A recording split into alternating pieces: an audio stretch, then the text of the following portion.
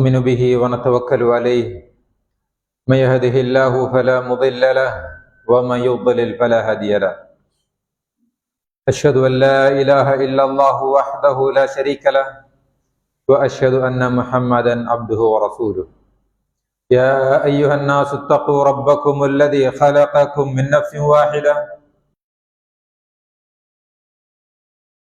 منهما رجالا كثيرا ونساء واتقوا الله الذي تساءلون به والأرحام إن الله كان عليكم رقيبا. يا أيها الذين آمنوا اتقوا الله حق تقاته ولا تموتن إلا وأنتم مسلمون. يا أيها الذين آمنوا اتقوا الله وقولوا قولا سديدا يصلح لكم أعمالكم ويغفر لكم فقد فاز فوزا عظيما. أما بعد فإن أصدق الحديث كتاب الله وخير الهدى هدى محمد صلى الله عليه وسلم وشر الأمور محدثاتها وكل محدثة بدعة وكل بدعة ضلالة وكل ضلالة في النار.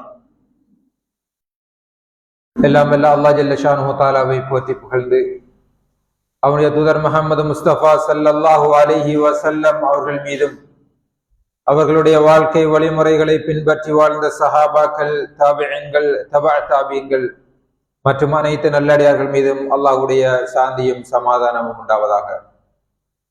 புனித ஜும்ஆ கடமையை நிறைவேற்றுவதற்காக அல்லாஹ்வுடைய மாளிகையிலே வந்து அமர்ந்திருக்கக்கூடிய அல்லாஹ்வின் நல்லடியார்களே, அன்பின் இஸ்லாமிய சகோதரர்களே, அல்லாஹ் ஜல்ல ஷானுஹு தஆலா அவனுடைய நல்லடியார்களுக்கு தயார் செய்து வைத்திருக்கக்கூடிய சுவர்க்கத்தை அடைந்து கொள்வதற்காகவும் அவனுடைய கட்டளைகளுக்கும் அவனுடைய வழிகாட்டல்களுக்கும் மாறு செய்து வாழக்கூடிய காபிர்களுக்கும் கெட்ட அடியார்களுக்கும் தயார் செய்து வைத்திருக்கக்கூடிய நரகத்திலிருந்து நம்மை நாம் பாதுகாத்துக் கொள்வதற்காகவும் அல்லாஹ்வும் கடைபிடித்து வாழுங்கள் என்று எமக்கு கட்டளையிட்டிருக்கிறார்களோ அவற்றையெல்லாம் முடிந்த வரைக்கும் நம்முடைய வாழ்க்கையில் எடுத்து நடப்பதன் மூலமும் இவற்றையெல்லாம் தவிர்ந்து கொள்ளுங்கள் என்று நமக்கு கட்டளையிட்டிருக்கிறார்களோ அவற்றிலிருந்து முற்றுமுழுதாக தவிர்ந்து வாழ்வதன் மூலமும் அல்லாஹ்வை உள்ளும் புறமும் ஒன்றாக தக்வா செய்து கொள்ளுமாறு எனக்கும் உங்களுக்கும் இந்த இடத்திலே ஞாபகப்படுத்திக் கொள்கிறேன். கணியத்துக்குரிய சகோதரர்களே, அல்லாஹ் ஜல்ல ஷானுஹு தஆலா இந்த உலகத்தை படைத்து அதில் ஒரு சிறந்த சிந்திக்கக்கூடிய பகுத்தறிவுள்ள ஒரு சமுதாயமாக, ஒரு இனமாக மனிதர்களை படைத்திருக்கிறார். கணியத்துக்குரிய சகோதரர்களே, அல்லாஹ் ஜல்ல ஷானுஹு தஆலா மனிதனை படைத்து இப்படித்தான் வாழ வேண்டும் என்று அவனுக்கு வழிகாட்டல்களையும் வழங்கி இருக்கிறான். மனிதன் நிம்மதியாக வாழ வேண்டும், அவன் மனச்சிதைவுகளுக்கு உட்படுத்தப்பட்டு நிம்மதி இழந்து வாழக்கூடாது என்பதற்கான வழிகாட்டல்களையும் தந்திருக்கிறான். ரசூலுல்லாஹி ஸல்லல்லாஹு அலைஹி வஸல்லம் அவர்களும் எமக்கு வழிகாட்டி இருக்கிறார்கள், அப்படி வாழ்ந்து காட்டியிருக்கிறார்கள். இன்று பொதுவாக மனிதர்களை பார்த்தால் மனிதர்கள் மனதில் நிம்மதி, ஏதோ ஒரு பிரச்சனையை தலையில் தூக்கி வைத்துக் கொண்டு அதை பற்றி சிந்தித்து நிம்மதி இல்லாமல் வாழ்வதையும் நாங்கள் பார்க்கலாம். மனதில் நிம்மதி இல்லாத போது அவனுடைய செயல்பாடுகளிலும் ஒரு அமைதியான நிலை காணப்படாது. ஏதாவது ஒரு பிரச்சனையில் மாட்டிக்கொண்டிருக்கின்ற போது குடும்பத்தில் அவன் நிம்மதி இல்லாமல் ஆகிவிடுகிறான். கணவன் மனைவிக்கிடையில் நிறைய பிரச்சனை வருவதை பார்க்கிறோம், பிள்ளை குட்டிகளுக்கு இடையில் பிரச்சனை வருவதை பார்க்கிறோம். இந்த உள்ளத்தில் அமைதியை கொண்டு வருவதற்கு ரசூலுல்லாஹி ஸல்லல்லாஹு அலைஹி வஸல்லம் அவர்கள் நிறைய வழிகாட்டல்களை எங்களுக்கு தந்திருக்கிறார்கள். ஸ்ட்ரெஸ் இல்லாமல், உளவியலாளர்களை சந்திக்காமல், மனோதத்துவவியலாளர்களை சந்திக்காமல் தான் தன்னுடைய மனதை நிம்மதியாக வைத்துக் கொண்டு தன்னுடைய வாழ்க்கையை வாழ்வதற்கான முழு வழிகாட்டல்களையும் இஸ்லாம் நமக்கு தந்திருக்கிறது. இந்த வழிகாட்டல்களில் மிக முக்கியமான ஒன்றுதான் எந்த ஒரு விடயத்தையும் ஒரு பாசிட்டிவான மைண்டோடு நாங்கள் பார்ப்பது, ஒரு நேரான பார்வை நாங்கள் பார்ப்பது. அப்படி பார்த்தோம் என்றால் நிறைய பிரச்சனைகளில் இருந்து நாங்கள் விடுபட்டு விடலாம். நிறைய மன உளைச்சல்களில் இருந்தும் நிறைய யோசனைகளில் இருந்து நாங்கள் விடுபட்டு எங்களுடைய வாழ்க்கையை ஒரு நிம்மதியான வாழ்க்கையாக அமைத்துக் கொள்ளலாம். இதற்கு அரபியில் ஹுஸ்னுல் லன் என்று சொல்லுவார்கள். நல்ல எண்ணங்கள். எண்ணங்கள் தூய்மைப்படுத்தப்படுகின்ற போது எங்களுடைய செயல்பாடுகள் தூய்மைப்படுத்தப்படும். அதனால்தான் ரசூலுல்லாஹி ஸல்லல்லாஹு அலைஹி வஸல்லம் சொன்னார்கள், அலா வ இன்ன ஃபில் ஜஸதி முத்கா, உடம்பில் ஒரு சதைப்பிண்டம் இருக்கிறது. வைதா சலுஹத் சலுஹல் ஜஸது குல்லு, அது சீர்வற்று விட்டதென்றால், அது சிந்திக்கின்ற முறை ஒரு பாசிட்டிவான நேர்கொண்ட முறையாக மாறிவிடும் என்றால் அவனுடைய செயல்பாடுகள் எல்லாமே நல்லதாக மாறிவிடும். அவன் நல்லதை பேசுவான், நல்லதை செய்ய வேண்டும் என்று ஆசைப்படுவான். அவனுடைய கையினால் செய்யப்படுகின்ற எல்லா செயல்பாடுகளும் நல்லதாக ஆகிவிடுகிறது, நிம்மதியாக வாழ்வான். வைதா ஃபஸதத், அந்த சதைப்பிண்டம் பால்பட்டு விட்டதென்றால் அவனுடைய முழு செயல்பாடுகளும் பால்பட்டு விடும். அவன் எதை செய்தாலும் பிரச்சனை வரும், குடும்பத்தில் பிரச்சனை வரும், அடுத்தவனோடு சண்டை பிடிக்கக்கூடிய ஒரு நிலை அவனுக்கு வரும். அவனுடைய வாய் இன்னொருவனை பற்றி நல்லதாக பேசாது, நல்லதை பார்க்காது. எதை பார்த்தாலும் அவனுக்கு சந்தேகம் வரும், எதை பார்த்தாலும் குற்ற உணர்வோடு அவன் பார்ப்பான் என்று ரசூலுல்லாஹி ஸல்லல்லாஹு அலைஹி வஸல்லம் சொல்லிவிட்டு சொன்னார்கள், அலா வஹியல் கல்ப், அதுதான் உள்ளம் என்று சொன்னார். எனவே எங்களுடைய சிந்தனைகள் சரியாக அமைகின்ற போது வாழ்க்கை நிம்மதியாக ஆகிவிடுகிறது. இதை ரசூலுல்லாஹி ஸல்லல்லாஹு அலைஹி வஸல்லம் அவர்கள் கடுமையாக வலியுறுத்துகிறார்கள். இதை இரண்டு பகுதியாக நாங்கள் பார்க்கலாம். ஒன்று, நாங்கள் எங்களுக்கும் அல்லாஹ்வுக்கும் இடையில் உள்ள தொடர்பு. இந்த தொடர்பில் எங்களுடைய சிந்தனை அல்லாஹ்வை பற்றிய சிந்தனை நல்லதாக அமைய வேண்டும். இந்த உலகத்தில் அல்லாஹ்வுடைய செயல்பாடுகள் இருக்கின்றன. ஒரு அனர்த்தம் வருவதாக இருந்தாலும் சரி, குடும்பத்தில் ஒரு சோகமான நிகழ்வு வருவதாக இருந்தாலும் சரி, அல்லது தனக்கு ஏதாவது ஒரு நோய் வருவதாக இருந்தாலும் சரி, எது நடந்தாலும் இது அல்லாஹ்வுடைய ஏற்பாட்டில் நடக்கிறது. நிச்சயமாக அல்லாஹ் எனக்கு அநியாயம் செய்ய மாட்டான், நிச்சயமாக இதில் ஏதாவது ஒரு நலவு எனக்கு இருக்கும் என்கின்ற மனோநிலை. இது ஒரு பாசிட்டிவான ஒரு அப்ரோச். அல்லாஹ்வுடைய செயல்பாடுகள், எங்களுக்கு நடக்கக்கூடிய நிகழ்வுகளை நாங்கள் ஒரு நேரான பார்வையில் பார்க்கும். இது ஒரு நலவுக்காகத்தான் இருக்கும். மனது நிம்மதி அடைந்துவிடும். ஒரு பிரச்சனை வருகின்ற போது, ஒரு நோய் வருகின்ற போது, ஒரு கஷ்டம் வருகின்ற போது, ஒரு இழப்பு வருகின்ற போது, இது எனக்கு நலவுக்குத்தான் நடக்கிறது, இதுக்கு பின்னால் ஏதோ ஒரு நலவு இருக்கிறது என்ற உணர்வு வருமாக இருந்தால் அதை சாதாரணமாக நாங்கள் எடுத்துக்கொள்ளலாம். இல்லை என்றால் ஒரு இழப்பு வருகின்ற போது வாழ்க்கையை தொலைத்தவர்கள் போன்று நாங்கள் மாறிவிடுவோம். சில நேரம் எங்களுடைய சிந்தனை அளவு தாண்டி போய் ஒரு டிப்ரெஷன் ஆகி வாழ்க்கையை விட்டவர்களாகவும் ஏதோ ஒன்று புலம்பக்கூடியவர்களாகவும் யார் எதை சொன்னாலும் அதை உள்வாங்க முடியாத ஒரு மனோநிலைக்கு நாங்கள் தள்ளப்படுகிறோம். ரசூலுல்லாஹி ஸல்லல்லாஹு அலைஹி வஸல்லம் வாழ்க்கையிலும் அதற்கு முன்னர் வாழ்ந்த நபிமாருடைய வாழ்க்கையிலும் நாங்கள் பார்க்கலாம். யூசுப் அலைஹிஸ்ஸலாம் ஒரு கிணற்றில் தள்ளப்படுகிறார்கள். தங்களுடைய சகோதரர்கள் யூசுப் அலைஹிஸ்ஸலாம் அவர்களை கொண்டு ஒரு கிணற்றிலே போடுகிறார்கள், பால் கிணற்றிலே.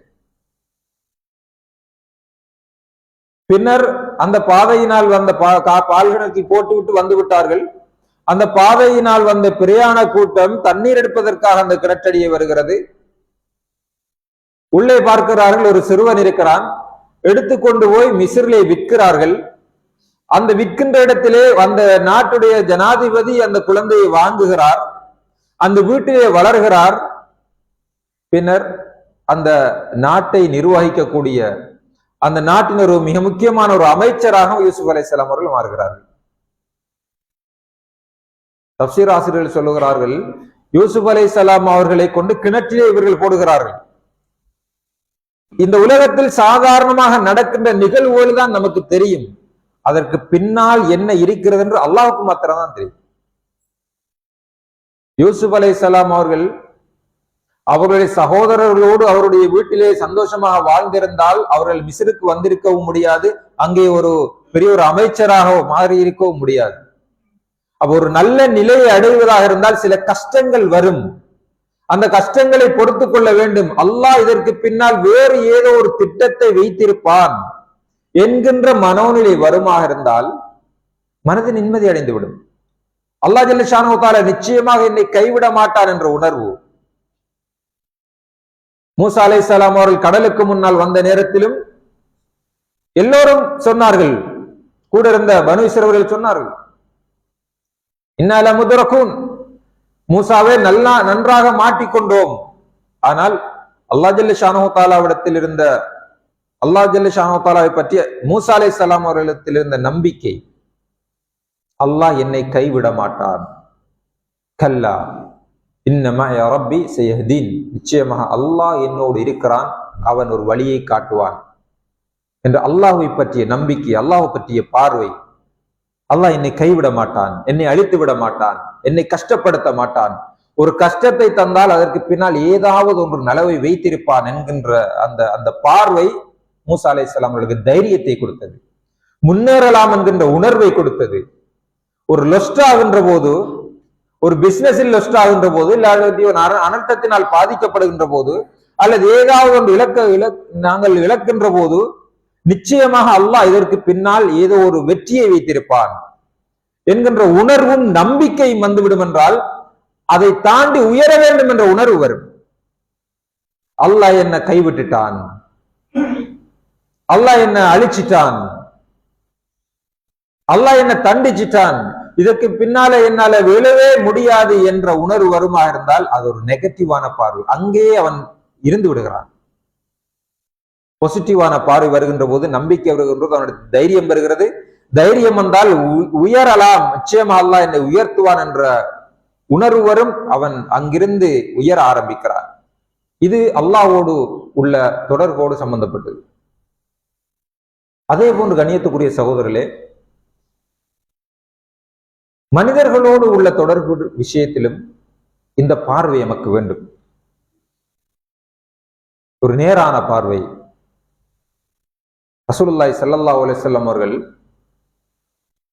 புகாரியிலே வரக்கூடிய ஒரு செய்தி, இப்னு அத்பான் இப்னு மாலிக் அல் அன்சாரி ரலியல்லாஹு அன்ஹு அவர்கள் சொல்கிறார்கள், நான் ரசூலுல்லாஹி ஸல்லல்லாஹு அலைஹி வஸல்லம் இடத்திலே போய் சொன்னேன், யா ரசூலல்லாஹ், எனக்கும் பள்ளிவாசலுக்கும் இடையில் ஒரு ஓடை இருக்கிறது, மழை காலம் வந்தால் அந்த ஓடையை தாண்டி என்னால் பள்ளிவாசலுக்கு போக முடியாது, என்னால் நீர் பெருக்கெடுத்து ஓடும், என்னுடைய பார்வையும் கொஞ்சம் மங்கி போய்விட்டது, அதனால் மழை பெய்கின்ற காலத்தில், அந்த ஓடையில் நீர் ஓடுகின்ற காலத்தில் எனக்கு வீட்டில் தொழுவதற்கு ஒரு வாய்ப்பை தர வேண்டும், நீங்கள் என்னுடைய வீட்டுக்கு வந்து அந்த இடத்தில் தொழுது காட்ட வேண்டும், எந்த இடத்தில் நீங்கள் தொழுகிறீர்களோ அந்த இடத்தில் நானும் என்னுடைய தொழுகை இடமாக நான் ஆக்கிக் கொள்ளுவேன் என்று சொன்ன போது ரசூலுல்லாஹி ஸல்லல்லாஹு அலைஹி வஸல்லம் அவர்கள் அவர் மாலிக் அல் அன்சாரி ரலியல்லாஹு அன்ஹு அவர்களுடைய வீட்டுக்கு வருகிறார்கள், வந்து ஒரு இடத்தில் நின்று தொழுகிறார்கள்.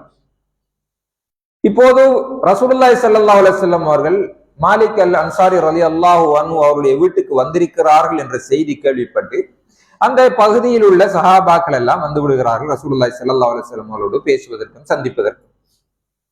ஆனால் ஒரு சஹாபி வரவில்லை. அப்போ அந்த இடத்தில் இருந்து ஒருவர் கேட்கிறார், ஐன மாலிக் இப்னு துஹைஷின்,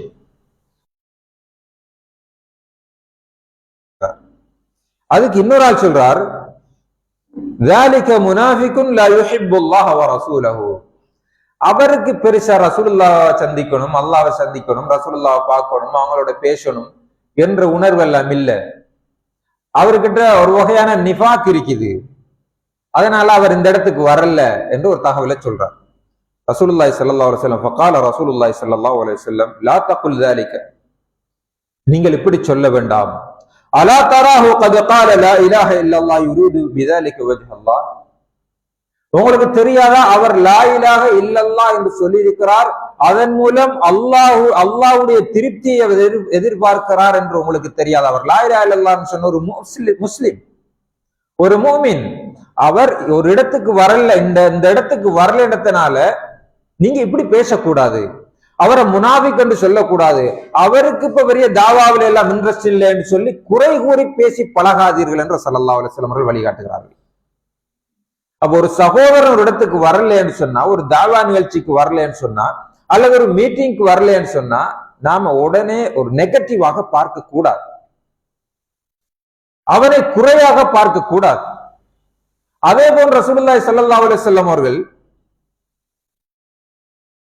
தபூக் யுத்தம் நடந்த நேரம் முக்கியமான 3 சஹாபாக்கள் யுத்தத்திற்கு போகவில்லை.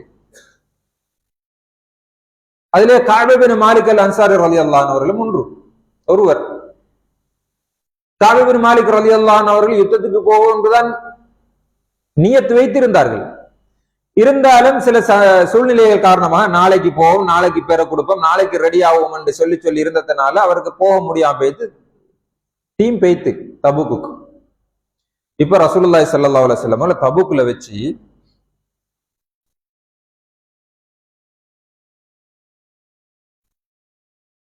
அந்த கஅப் இப்னு மாலிக் எங்க கேட்டவுடனே ஒருவர் சொல்றார், قال رجل من بني سلمة, பனு சலமா கோத்திரத்தை சேர்ந்த ஒருவர் சொல்றார், யா ரசூலல்லாஹ் ஹபஸஹு புர்தாஹு வன்னظر في இத்ஃபைஹி, யா ரசூலல்லாஹ் இப்ப அவர் பிசினஸ்ல கடுமையாக ஈடுபட்டு இருக்கிறார், அவருக்கு இப்ப பிசினஸ் தான் முக்கியம் என்று சொல்றார். தபூக் யுத்தம் நடந்த நேரம், பயங்கரமான வெயில், ஈச்சம்பழம் பழுக்கிற காலம். கஅப் இப்னு மாலிக் ரலியல்லாஹு அன்ஹு அவர்களுக்கு நிறைய தோட்டம் துறவுகள் எல்லாம் இருந்துச்சு, நிறைய பெரிய ஒரு பணக்காரன். ஆனா இந்த தோட்டத்தை பார்க்கணும் என்றதுதான் இவருக்கு யுத்தத்துக்கு போகாம இருக்கிறதுக்கு காரணம் கிடையாது. கஅப் இப்னு மாலிக் ரலியல்லாஹு அன்ஹு சொல்றாங்க, நான் ஏன் யுத்தத்துக்கு போகலேன், நாளைக்கு என்று சொல்லி. இப்ப நாமளும் சில நேரம் அப்படி செய்வோம், ஒரு பயணம் ஒன்று என்றாலும் கூட, இல்லாட்டி ஒரு பிரயாணம் போறண்டாலும் கூட, நாளைக்கு ரெடி ஆகும், நாளைக்கு இது எடுப்போம் அப்படியே அந்த டைம் போயிட்டு கடைசி டைம்ல நம்ம தடமாறிக்கி நிற்போம். அந்த மாதிரி ஒரு வேலை தான் அவருக்கு நடந்துச்சு கஅப் இப்னு மாலிக் அல் அன்சாரி ரலியல்லாஹு அன்ஹு. அப்ப அந்த தபூக்ல வச்சு கேட்ட நேரத்தில் ஒருவர் சொல்றார், அவருக்கு இப்ப பிசினஸ் மூட், இப்ப அவர் ஃபுல்லா பிசினஸ் தான் என்று ஒரு குறையான ஒரு வார்த்தையை சொல்றார். அப்ப முஆத் இப்னு ஜபல் ரலியல்லாஹு அன்ஹு சொல்றார்கள், பிஸமா குல்த், நீங்க சொல்ற மாதிரி இல்ல, வல்லாஹி யா ரசூலல்லாஹ் மா அலிம்னா அலைஹி இல்லா கைரா, அல்லாஹ்வின் மீது சத்தியமாக அல்லாஹ்வுடைய தூதர் அவர்களே, கஅப் இப்னு மாலிக் ரலியல்லாஹு அன்ஹு அவங்கள நல்லதை தவிர வேற ஒன்றுமே எங்களுக்கு தெரியா, அவர் மிச்சம் நல்லவர், பிசினஸுக்காக வராமுட்டிருக்க மாட்டார், அவருக்கு ஏதோ ஒரு காரணம் இருந்திருக்கும் என்று முஆத் இப்னு ஜபல் ரலியல்லாஹு அன்ஹு அவர்கள் அந்த இடத்திலே சொல்லுகிறார். இப்ப பாருங்க, ஒரு யுத்தத்துக்கு வரல என்ற உடனே ஒரு இடத்துல சொல்லப்படுது இவருக்கு இப்ப பிசினஸ், இவருக்கு அதான் முக்கியம், அந்த குறை கூறப்படுகிறது. ஆனால் ரசூலுல்லாஹி ஸல்லல்லாஹு அலைஹி வஸல்லம் அவர்கள் எல்லா சந்தர்ப்பங்களிலும் குறை கூறி பழகாதீர்கள், குறை சொல்லி பழகாதீர்கள். ஒரு யுத்தம் நடக்கிறது, ரசூலுல்லாஹி ஸல்லல்லாஹு அலைஹி வஸல்லம் உஸாமா பின் ஸைத் ரலியல்லாஹு அன்ஹு அவர்களோடு சேர்த்து ஒரு படை அனுப்புகிறார்கள். யுத்தம் நடந்து கொண்டிருக்கின்ற நேரத்தில் ஒரு கட்டத்தில் ஒரு படையை நோக்கி, ஒரு பகுதியை நோக்கி போகிறார்கள். அந்த இடத்தில் ஒரு மனிதரோடு யுத்தம் செய்ய வேண்டிய ஒரு கட்டம் பெறுகிறது. அந்த வந்த மனிதர் நான் லா இலாஹ இல்லல்லாஹ் என்று சொல்லி இஸ்லாத்தை ஏற்றுக்கொள்றார். ஆனா உஸாமா பின் ஸைத் ரலியல்லாஹு அன்ஹு அவர்கள் அவங்களை கொலை செஞ்சிடறார். இந்த செய்தி ரசூலுல்லாஹ் கிட்ட வருகிறது. ரசூலுல்லாஹ் கிட்ட வந்தோம், ரசூலுல்லாஹ் சொன்னாங்க, நீங்க ஏன் லா இலாஹ இல்லல்லாஹ் என்று சொன்ன ஒருவரை கொலை செஞ்சீங்க? உஸாமா பின் ஸைத் ரலியல்லாஹு அன்ஹு சொல்றாங்க, யா ரசூலல்லாஹ் அவர் பயத்தில சொன்னார், அவர் உள்ளத்துல ஈமான் வரல. அப்ப ரசூலுல்லாஹி ஸல்லல்லாஹு அலைஹி வஸல்லம் சொன்னாங்க, நீங்க உள்ளத்தை பிளந்து பார்ப்பதற்காக அனுப்பப்பட்டவர்கள் கிடையாது, உள்ளத்தை பிளந்து பார்க்கிற வேலை உங்களுக்கு இல்ல, அவர் உள்ளத்துல என்ன இருந்துச்சுன்னு உங்களுக்கு தெரியாது, ஒரு முஸ்லிமை கொலை செஞ்சிட்டீங்களேன்னு சொன்னாங்க. அதுக்கு பிறகு உஸாமா பின் ஸைத் ரலியல்லாஹு அன்ஹு அவங்க வந்து அந்த இடத்துல தௌபா செஞ்சு, இன்றைக்குத்தான் நான் முஸ்லிமான மாதிரி எனக்கு உணர்வு ஏற்படுகிறது என்று சொன்னாங்க. பாருங்க எப்படி ரசூலுல்லாஹி ஸல்லல்லாஹு அலைஹி வஸல்லம் சஹாபாக்களை பழக்குகிறார்கள். இன்றைக்கு சமூகத்தின் நிலை என்ன? சலஃபு சாலிஹீன்கள் சொல்லுவார்கள், உங்களுடைய சகோதரர்கள் விஷயத்தில் நல்லெண்ணம் வைங்க,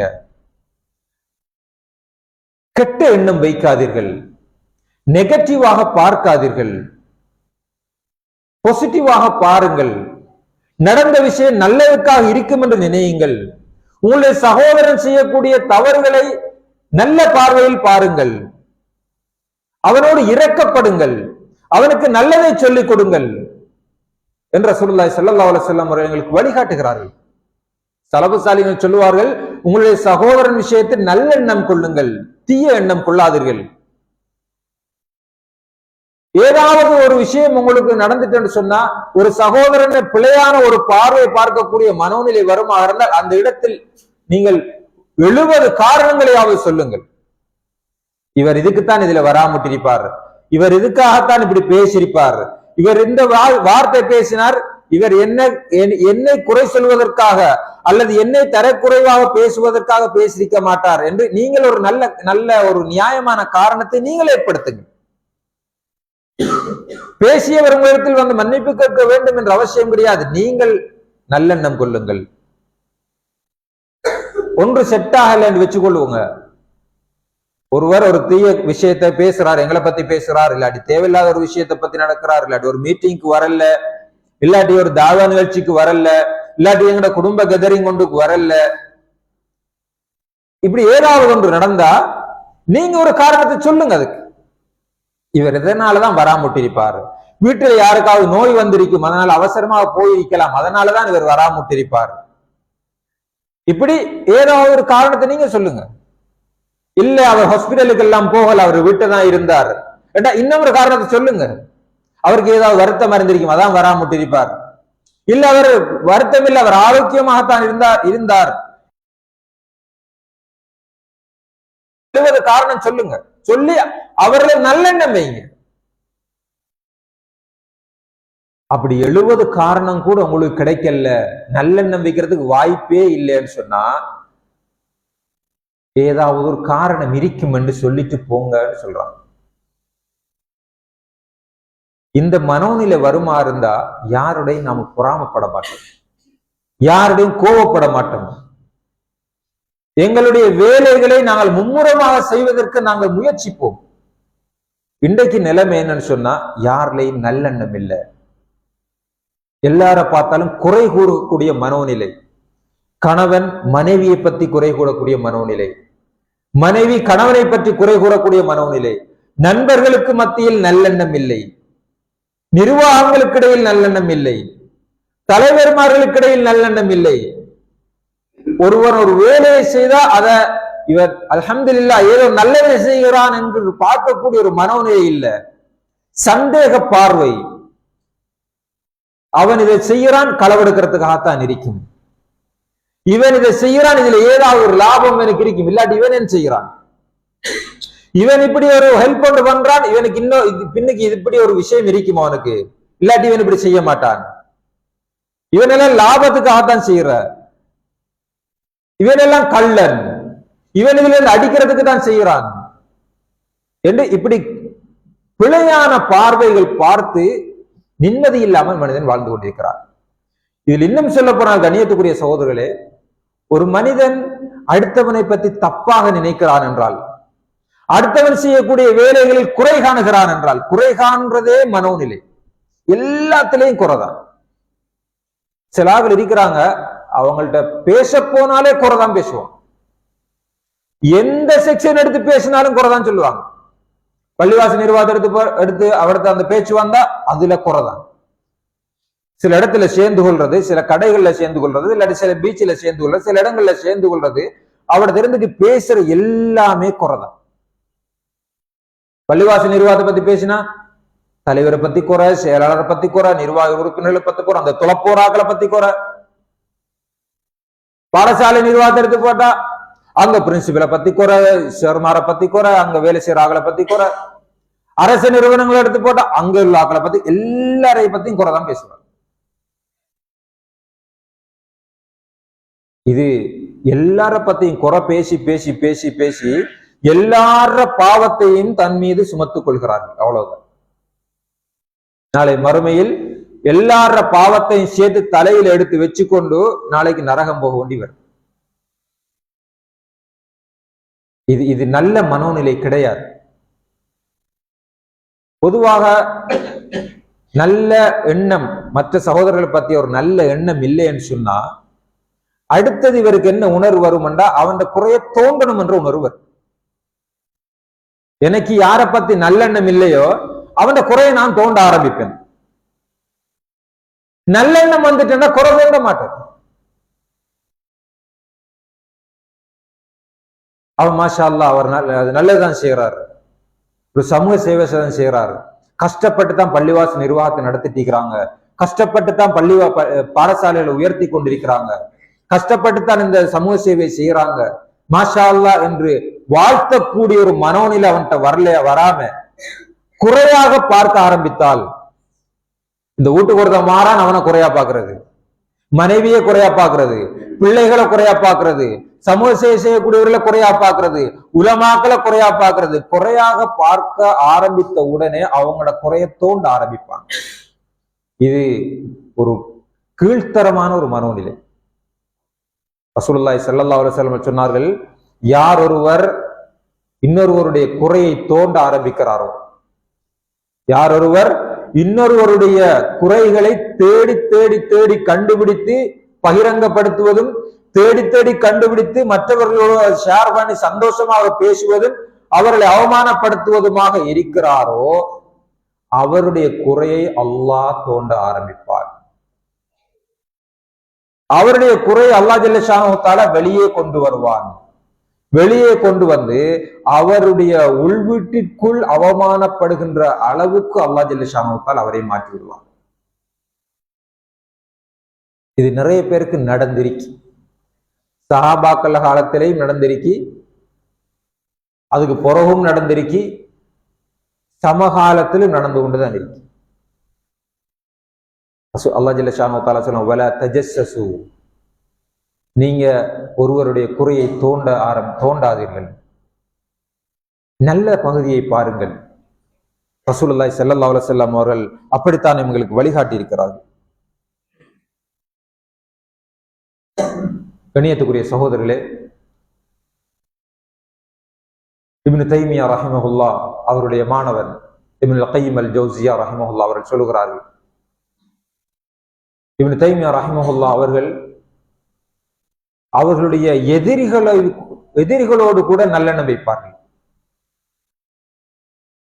ஒரு இப்னு தைமியா ரஹிமஹுல்லாஹ் அவர்களை பற்றி கடும் மோசமாக பேசி ஒருவர் மரணித்த நேரத்தில் இப்னு தைமியா ரஹிமஹுல்லாஹ் அவரிடத்தில் செய்தி வருகிறது, உங்களுடைய எதிரி ஒருவர் மரணித்து விட்டார் என்று ஒரு சந்தோஷமாக அந்த செய்தி கொண்டு வரப்படுகிறது.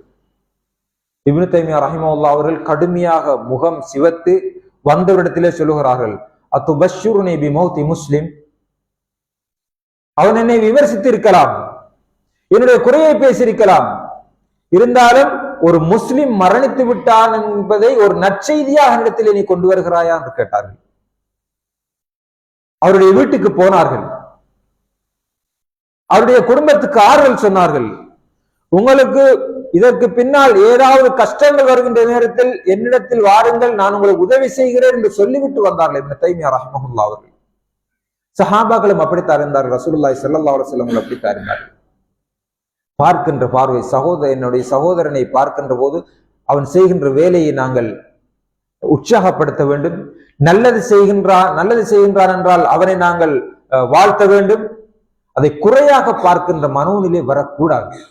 இன்றைக்கு எல்லா விஷயங்களையும், அதையும் இந்த சோசியல் மீடியா வந்ததுக்கு பிறகு எல்லாமே குறைகள் எல்லாம் பகிரங்கமாக்கப்படுவது இன்னொரு மிகப்பெரிய ஒரு பாவம். சமூகத்தில் நடக்கக்கூடிய சில அநாகரிகமான விஷயங்கள் அல்லது சில குறைகள் அல்லது மறைக்கப்பட வேண்டியவை எல்லாம் இன்று ஆக்கப்பட்டுக் கொண்டிருப்பதை நாங்கள் பார்க்கலாம். காரணம் என்னவென்றால் நாங்கள் பார்க்கக்கூடிய பார்வைதான். எனவே நல்லெண்ணம் என்பது இஸ்லாம் சொல்லக்கூடிய மிக முக்கியமான ஒரு பண்பு.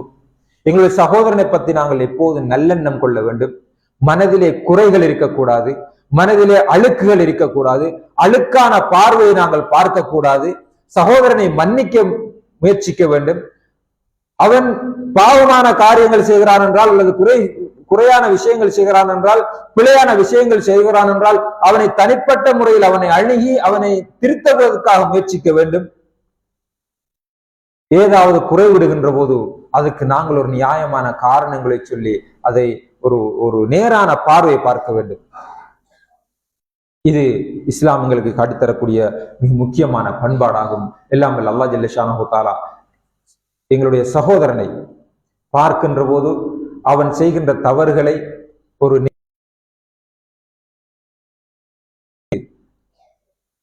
ஒரு தவறுகள் நடக்கின்ற போது அதற்கு நியாயமான காரணங்களை நாங்களே உருவாக்கி அவனிடத்தில் நல்ல நம்பிப்போமாக இருந்தால் நிச்சயமாக சமூக ஒற்றுமையும் மற்றவனை பற்றி ஒரு நல்லெண்ணம் வருவதற்கு வாய்ப்பாக இருக்கும். எல்லாம் அல்லாஹ் ஜல்ல ஷானஹு தஆலா நம் அனைவருக்கும் அதற்கு தௌஃபீக் செய்ய வேண்டும். அகூலு கௌலி ஹாதா ஃபஸ்தக்ஃபிருஹு இன்னஹு வல் கஃபூருர் ரஹீம்.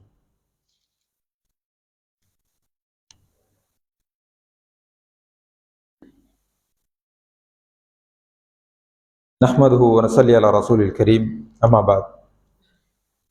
அன்புள்ள சகோதரர்களே,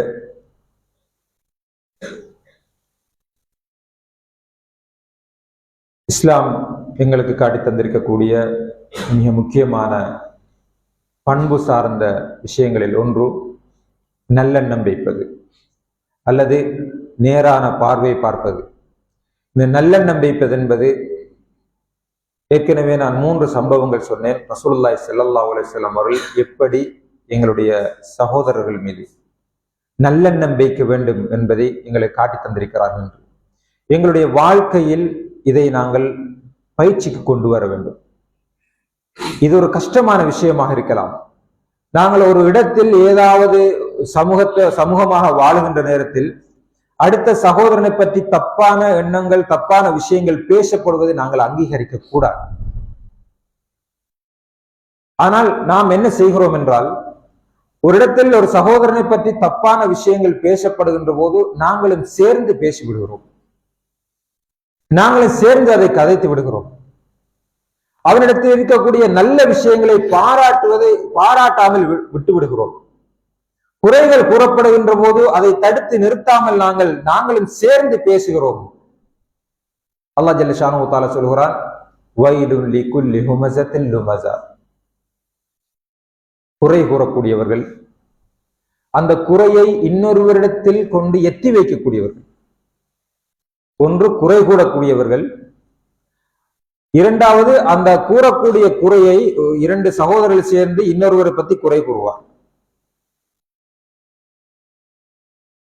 இன்னொருவர் என்ன செய்வார்டா, இந்த பேசப்பட்ட குறை யாரை பற்றி அவங்க பேசப்பட்டதோ அவரிடத்திலே இந்த செய்தியை கொண்டு எத்தி வைத்து விடுவார். உங்களை பத்தி இப்படி பேசினாருன்னு சொல்லி. இந்த 2 பேருக்கும் வயல் என்ற நரகம் இருக்கிறது என்று அல்லாஹ் ஜல்ல ஷானஹு தஆலா அல் குர்ஆனில் குறிப்பிடுகிறார். நாம குறையா பேசிட்டு பேய்த்திருவோம். இது அந்த சகோதரனுக்கு சில நேரம் தெரியலாம் அல்லது தெரியாமல் இருக்கலாம். ஆனால் நாளை மறுமையில் எங்களுடைய நன்மை எல்லாம் நாங்கள் இழக்க வேண்டி வரும்.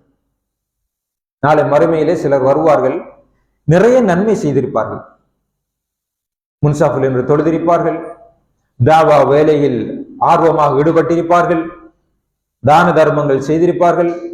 ஆனால் அவர்களிடத்தில் நிறைய நன்மை இருக்கும், மலையாக நன்மை வைத்துக் கொண்டிருப்பார்கள். நாளை மறுமையிலே சிலர் வருவார்கள், யா அல்லாஹ், இவன் என்னுடைய குறையை பற்றி பேசினான்,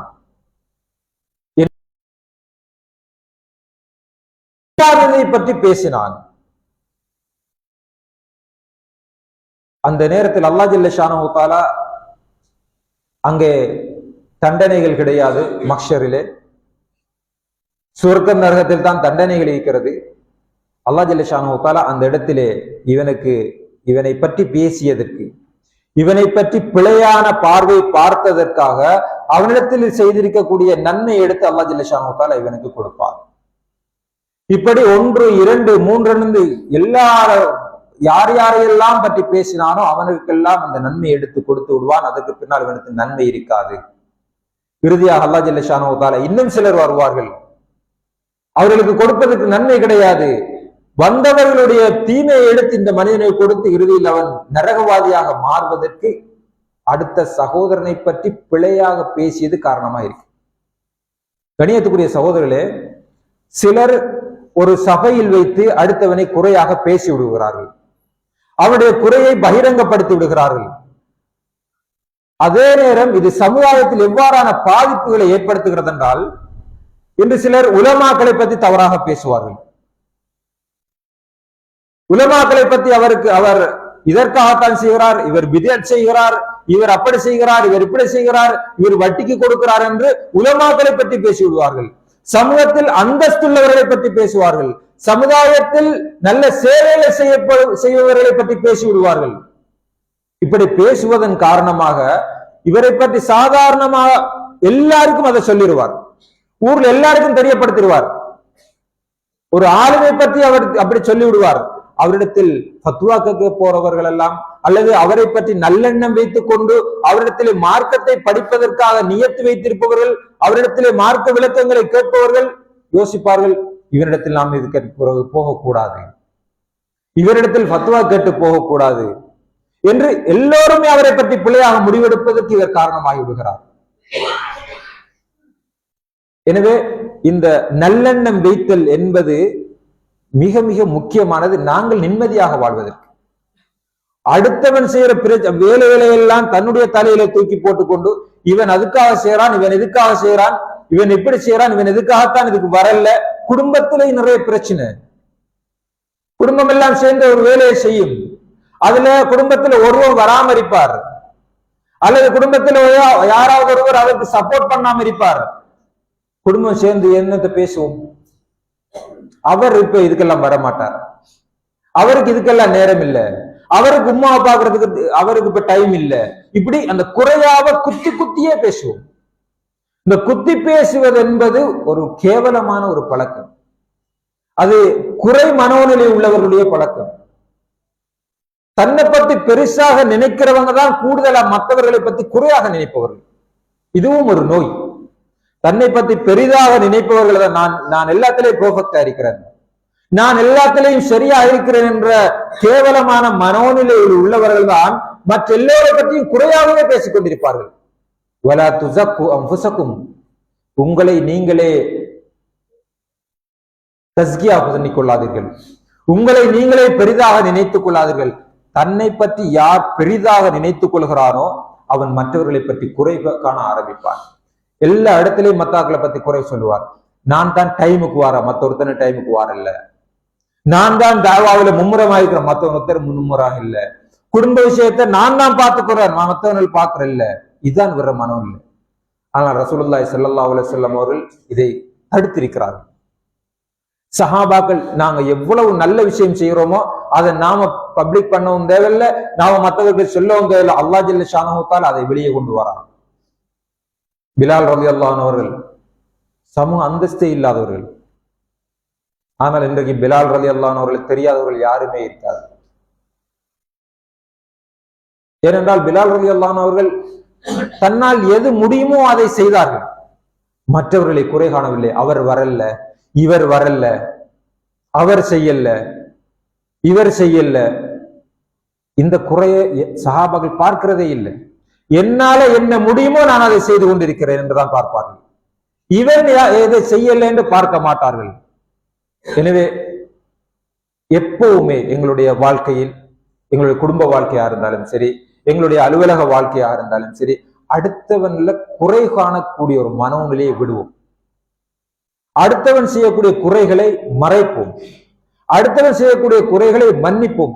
என்னால் என்ன செய்ய முடியும், நான் என்ன செய்திருக்கிறேன், இந்த பள்ளிவாசலுக்காக நான் என்ன செய்திருக்கிறேன், பாடசாலைக்காக நான் எதை செய்திருக்கிறேன் என்று பேசுவோமே தவிர, என்று எங்களிடத்தில் உள்ள குறைகளை பார்ப்போமே தவிர அடுத்தவனிடத்தில் உள்ள குறையை பார்ப்பதை விட்டு விடுவோம்.